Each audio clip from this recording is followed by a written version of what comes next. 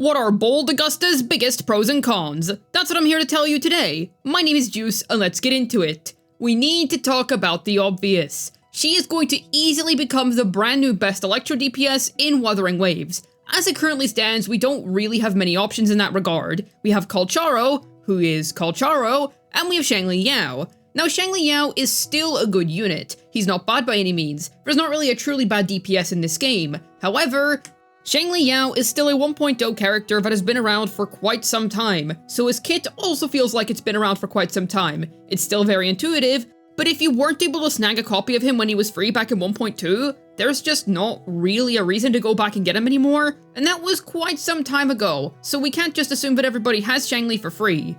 2.0 onwards brought in a lot of new players, so I think it's safe to assume that you might not have him, and if you do have him, then Augusta is still definitely going to be an upgrade in terms of Electro DPSs, because think about it like this. Every single 2.x DPS has been consistently great, but it's not just about being consistently good, it's the fact that they're all better than 1.x DPSs. I think it is very safe to say that Augusta is most definitely going to be better than the Scientist lad. And with Calcharo, he is a standard banner character, so plenty of people will have him, but Calcharo's just not very good. This really isn't new news. Basically, everybody and their mother knows that this character's not that good. You can make him work in Shangli Yao Quick Swap. It's not that he's completely unusable. He very much does have his own use cases, but let's be real, he's not great. And considering how much effort he asks you as the player to put into his gameplay, you definitely don't really get results that reflect his difficulty. So if you've been relying on Virgil Raw for the majority of your Electro DPS based needs, then yes, Augusta is most definitely going to be far better than him, but I feel like that goes without saying. The real discussion is surrounding Shangli Yao, especially because you may or may not have decent investment in him already at this point, considering that he's been around for quite some time. So I feel like once again, if you are a newer player, you probably just haven't even touched the guy. You can't really justify going for him over somebody like Carlotta. Absolution Phoebe, you get the idea. We are spoiled for choice now, and Shangli just doesn't really stand out. He's still a great character. I do want to emphasize that I'm not trying to call him bad here, I'm just trying to say that Augusta is definitely going to be a noticeable upgrade. And let's just be real, it's about time. We haven't gotten a new Electro DPS in ages. Shangli Yao was the last Electro DPS release that we actually got. Now, to be frank, they're not even going to use the same teammates, so they can still coexist on one account. So if you're somebody that got Shangli Yao for free, and maybe you even went the extra kilometer getting his signature weapon and maybe even his first couple of sequence nodes, don't worry, your investment isn't suddenly null and void. You can still use him and Augusta on the same account because they don't even eat each other's supports. But I feel like it's pretty unlikely that you're going to be in that position anyway, because there's a high chance that you've already replaced him with somebody else. And if you haven't, well then there you go, he's not suddenly useless. And if you're somebody that never had him in the first place, there's no reason to get him now with Augusta around. So if you're somebody that likes to collect a good DPS of every element, well then Augusta is definitely going to be your best bet when it comes to Electric. Not to mention that you don't even need another 5-star teammate in order to get her going. You can use Mortefi and get by perfectly fine. Yes, the case of a really good 1.x 4-star strikes again. He's an amazing heavy attack buffer, and Augusta enjoys using heavy attacks. It's highly likely that Iuno's being designed to play in Augusta teams. However, if you're not able to pick her up, or if you're simply just not interested in her, that's not a problem whatsoever, because you're simply able to use the Molding Scientist and get by just fine. This is especially nice when you consider that some past characters have really been dependent on their 5-star teammates. A really good example of this would be Zani.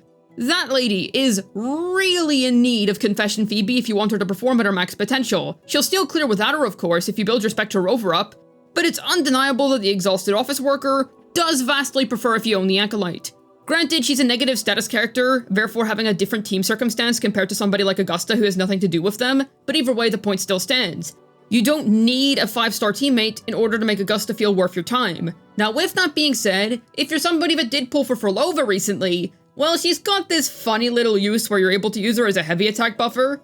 Now please don't pull for Phrolova just to have an Augusta support. She'll be fine without her, that's a very silly thing to do. It's more something that you can do and it will actually end up being pretty good if you already ended up pulling for the Conductor and just so happen to have her on your account.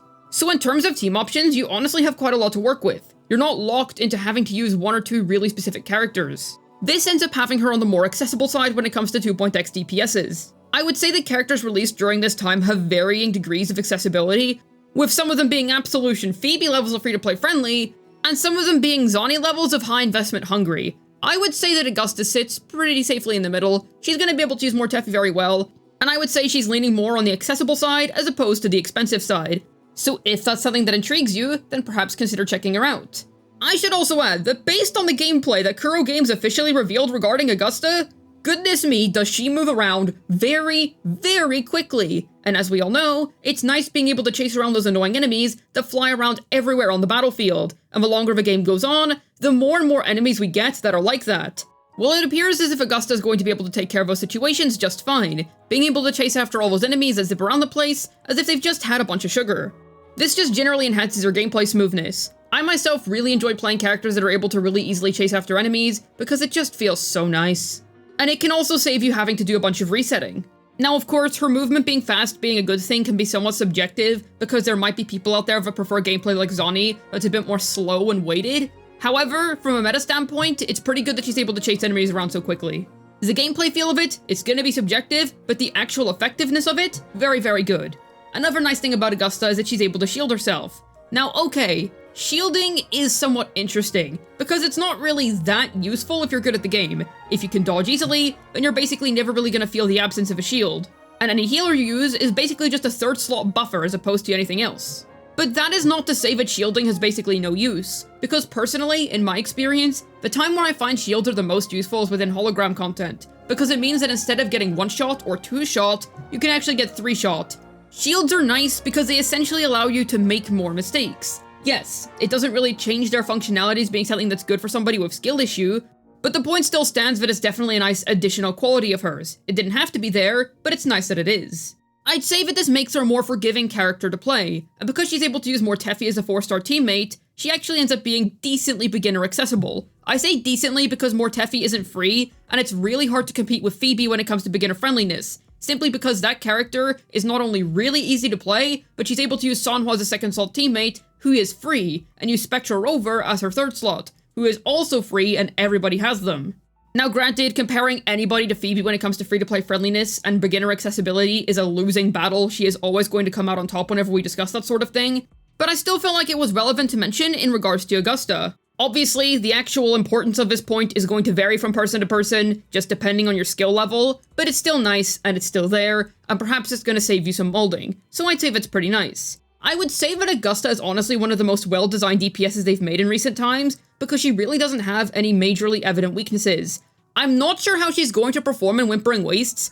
That's up for debate. If you're somebody in particular that's worried about your Whimpering Waste scores, I would wait a little bit, see what happens when she comes out, see what people are saying whenever they test her out, and if she's good in wuwa, then great. Most modern characters are, but I don't know yet. She doesn't seem to have any particularly wuwa-friendly abilities. It just depends on whether she's good in multi-wave or not. If she is, well then, there you go, she's gonna be good in wuwa. I would say the one main flaw that she has at the minute is just that her damage is backloaded.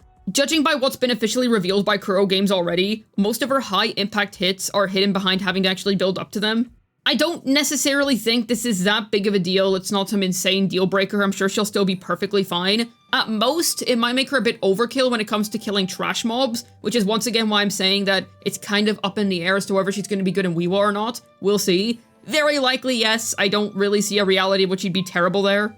I would say that is definitely the most up for discussion thing when it comes to Augusta, but she does have backload. Not really a deal breaker in of itself, but I would say that if you're struggling with wuwa, I would rather stick to the more AoE-centric characters that are already proven to be good there, but let's just wait until she comes out. There is a chance that she'll be good there. This has to be one of Kuro Games' most well-designed DPSs in recent times. Seriously, she's absolutely built amazingly. I am very impressed with what they managed to pull off here.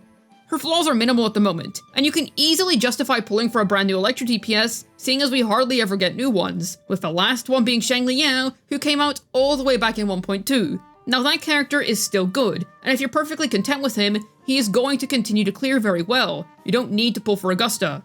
But if you're interested in her, well then she's absolutely going to be a very safe investment in my opinion. She is just accessible enough. We'll see how her signature weapon situation plays out, and most accounts can justify getting her. Now of course, you don't require her by any means. If you already have a ton of DPSs, you're fine. However, she is indeed the first Electro carry we've gotten since 1.2, so she does have that going for her. Certainly shaping up to be a strong-looking character. We'll see what she ends up doing in the meta. Personally, I think she looks great. And I'm also happy with the fact that her teammates aren't restrictive. Are you going to be pulling for her? Let me know down below. I'd love to hear your thoughts. Hopefully this video is able to tell you Augusta's biggest pros and cons. This has been Juice, signing out. And can we all pay respects to Colcharo, who's descending even further into irrelevancy?